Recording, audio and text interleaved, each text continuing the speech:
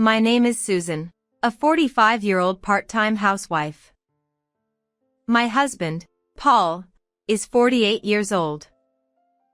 We have 2 teenage daughters who are going through a sensitive age. We had a peaceful married life without any trouble. However, that does not mean that I am completely satisfied. There are various things about my children, but my biggest dissatisfaction is with Paul. Paul is a person with old-fashioned ideas, for better or worse. He believes that all household chores and child-rearing are the wife's responsibility, and he does not do anything. In our married life so far, Paul has not even taken out the trash once. He did not even boil water, let alone cook. Even when I was unwell, Paul would shout, "Don't be so spoiled. It's the wife's duty to do the housework." I have never heard him say anything that shows concern for me. If he had at least put enough money into the house, I would have been less dissatisfied. However, Paul's income was low. It cannot be helped because of the recession, but honestly, it is tough to continue like this. My eldest daughter, who is in 12th grade, wants to go to a vocational school, and my second daughter wants to go to university. I knew that it would cost a lot of money. I was working part-time, but life became difficult, so I worked hard to become a full-time employee. Thanks to that, I am a little better off financially, but when I work, the time for housework is inevitably reduced. Sometimes I come home late due to overtime. My daughters are reliable, so they do what they can by themselves, but I am worried about leaving them alone at home. Fortunately, 2 years ago, I started living with my father, so I can feel a little relieved. The problem is Paul. Paul hates having his plans disrupted more than anything else. "Hey, it's already 7 p.m. Isn't dinner ready yet?" When I am late due to overtime, Paul always calls me. Even if I rush home, Paul is extremely unhappy and ignores me. Is he a child? Why don't you buy something? When I say that, "Why should I have to do that when I'm tired?" Paul gets angry. I am tired too. I was getting tired of such days with Paul. One holiday, Paul suddenly said he wanted to go for an early morning walk, so I rubbed my sleepy eyes and woke him up at the designated time. I really wanted to sleep in because I was tired from working overtime the day before, but I didn't want to hear him complain again, so I reluctantly followed him. After Paul returned from his walk, we had breakfast together and I said, "We're going to the hospital with my father on Monday." My father is elderly and has aged rapidly since my mother passed away 2 years ago. Since my parents' home is far away and I couldn't visit them frequently, I was worried.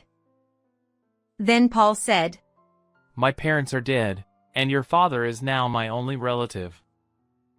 Should we live together?" I was surprised.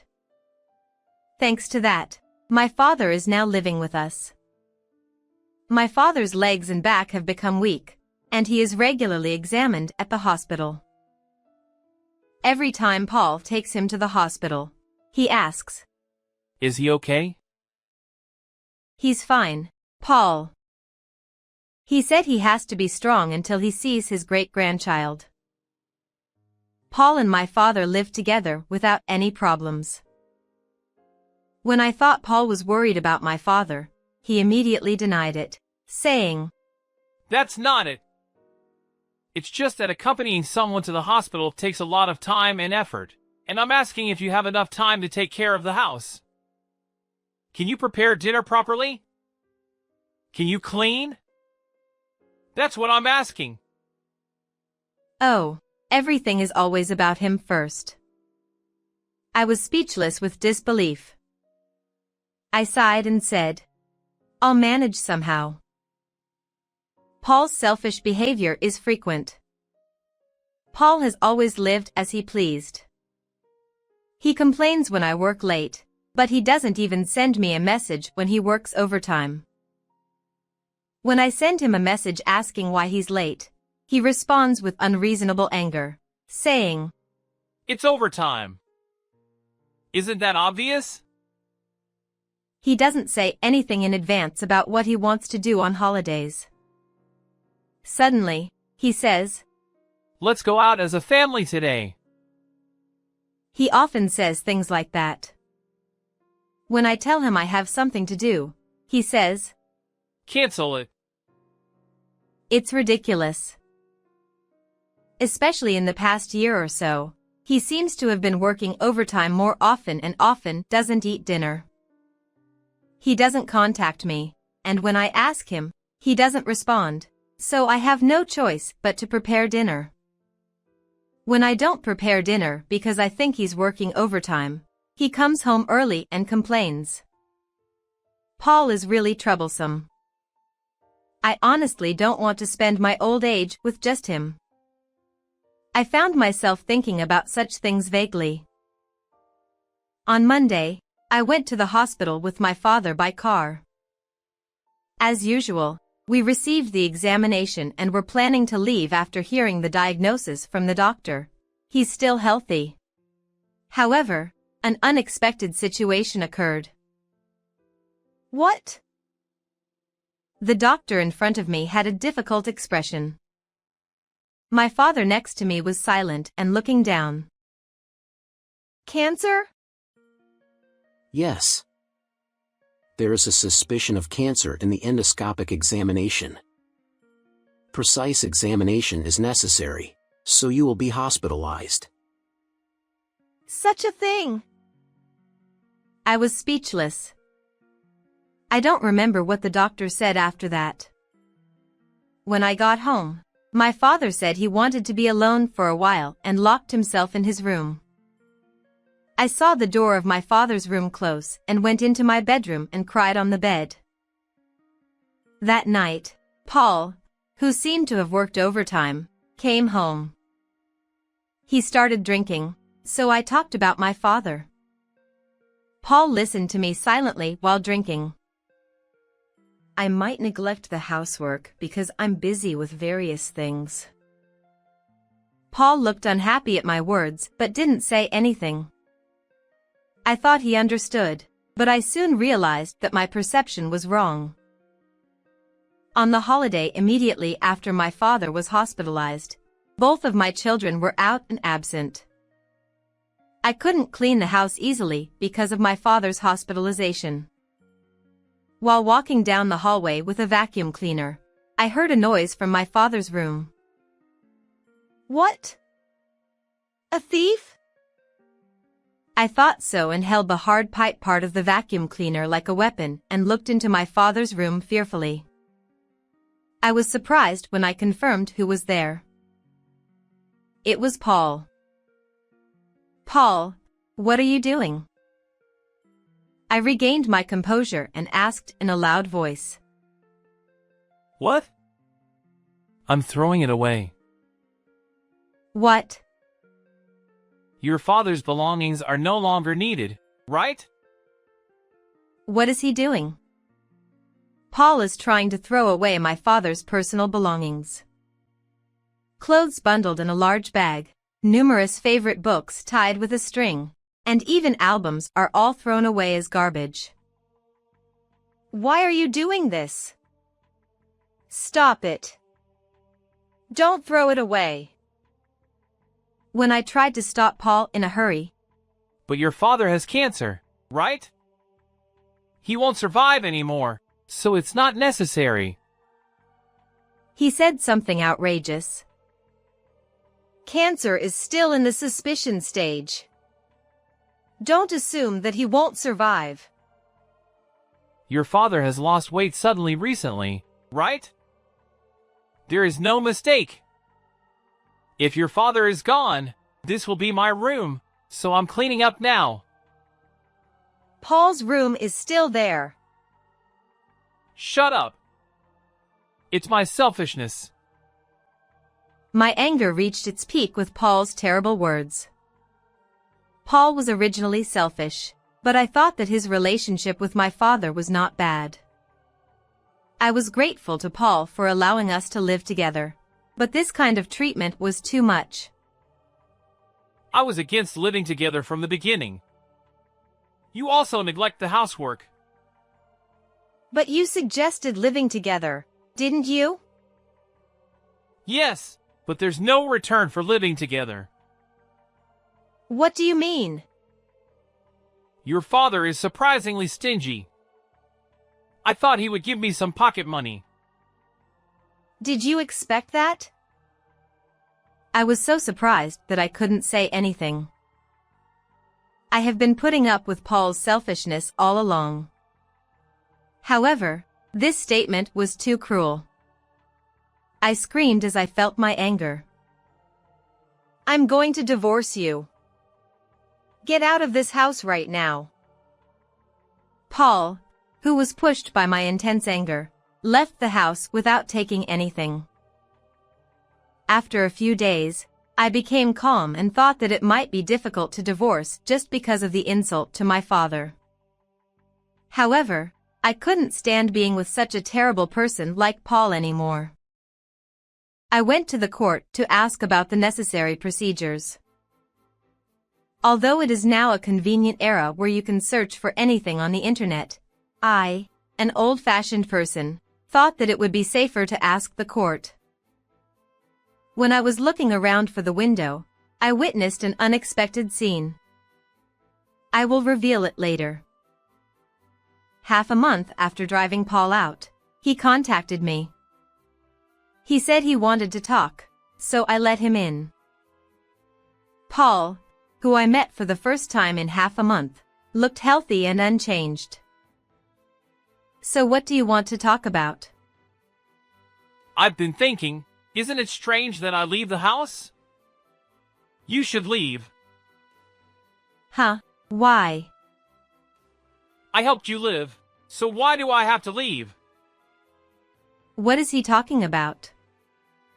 Has he forgotten already? This house is.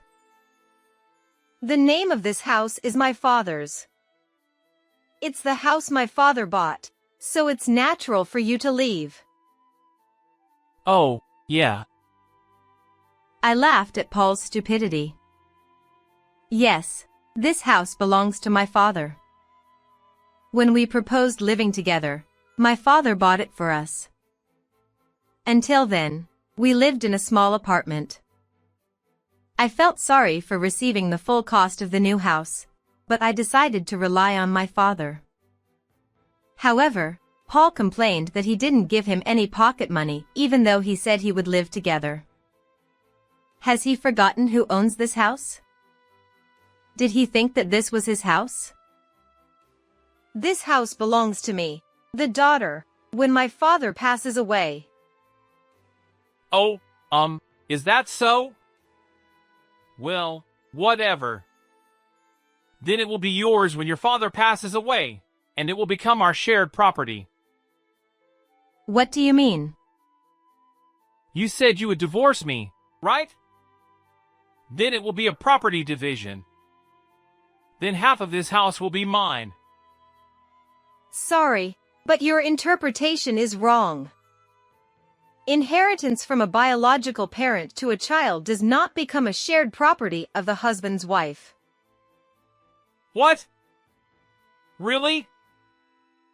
Well, it depends on the situation, and there may be exceptions, but this house is still my father's house. Your father will soon be gone, so this house will be yours, right? Don't decide that someone's father is going to die soon without permission.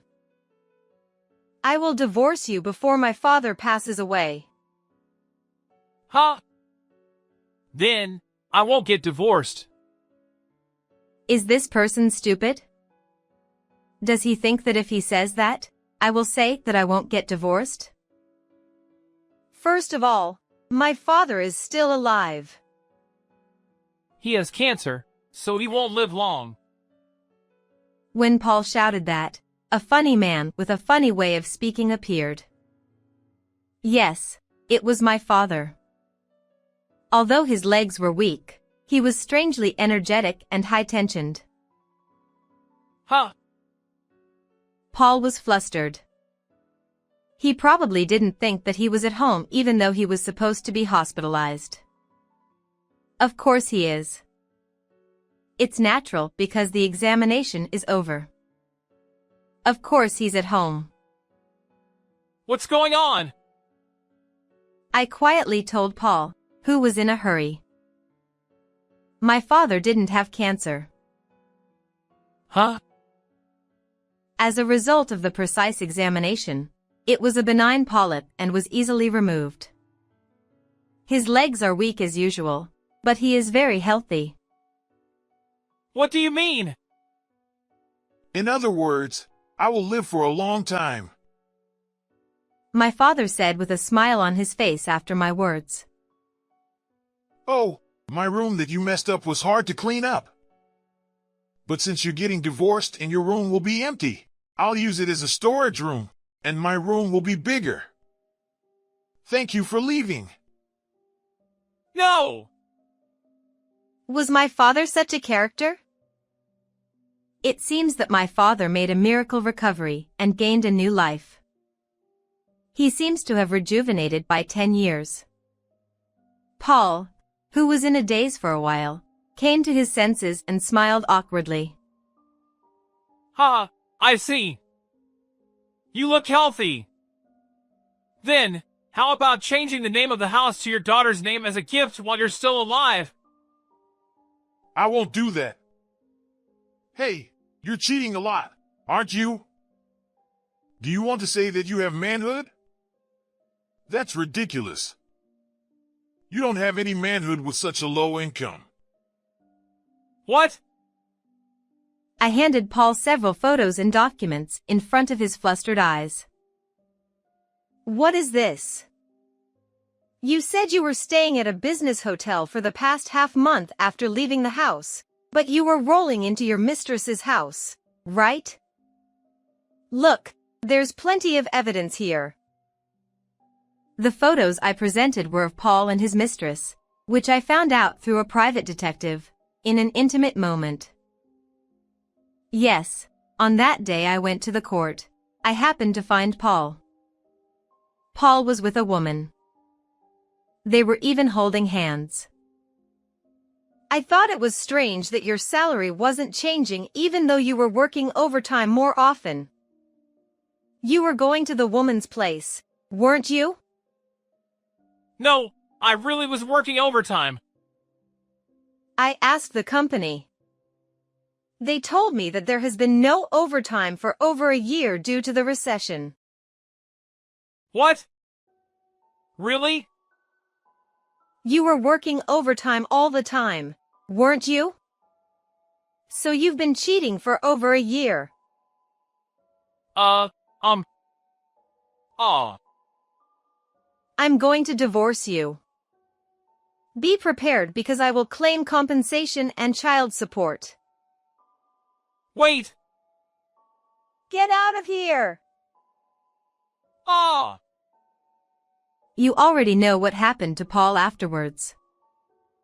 I claimed compensation and child support from Paul and his mistress. Child support is until they turn 18, so they will receive it for a few more years. They have to pay it properly.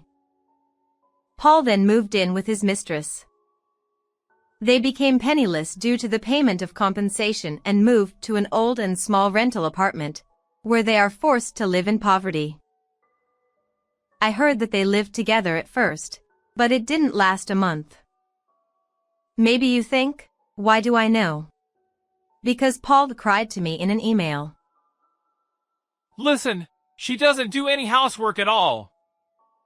She wakes up and sleeps at random times, and doesn't take care of me at all. She always buys something for meals, doesn't clean, so the house is full of dust, and doesn't take out the garbage, so there's no place to step inside the house. It seems that Paul's mistress was hiding her true nature to attract Paul, but her true nature was revealed when they lived together. She doesn't work and just lounges around at home, so she got angry when I stepped on her not the garbage by mistake the other day. I can't take it anymore. Help me. Why should I help you? I'm glad you can live with the person you wanted to be with, even if you had to pretend to work overtime. I can't ruin your happiness. Well, do your best. It's the punishment for making us fall. I'm sorry. I'll help with the housework from now on, and I won't have a condescending attitude towards you. I'll also take care of your father. It's too late. You should have thought about it earlier. Wait! I hung up the phone.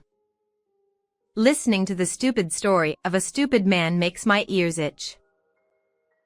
Afterwards, Paul seems to have abandoned his life with his mistress and ran away. The relationship was burning because of the spice of infidelity. If there is nothing to burn, it is a natural consequence that the fire will be extinguished. The woman's partner seems to have been abandoned by Paul, and I don't know what kind of life she has, but it's not too late to have a decent life. Paul's divorce after infidelity spread throughout the company, and he was particularly looked down upon by female employees, and his living conditions were said to be the worst. Well, I don't know anything about it. Our house, where Paul is gone, is still happy with my daughter. Paul was hardly ever at home, and even when he was there, they had no emotions for him because they were tired of his arrogant attitude. They even said they were happy, and laughed. Well, it's adolescence, so there's nothing else but disgust for my father's infidelity. They say they won't invite him to the wedding, but that's probably going to be true. As for my father, he's completely healthy now and has been going out a lot lately. He seems to be having fun at the senior club and has become friendly with the ladies, saying it's an elderly love. Please continue to live long and healthy, Dad. Me? I'm struggling with work and housework today. There are no more obstacles. I want to prepare for a fun retirement from now on. How was this story? Please subscribe to the channel. See you in the next video.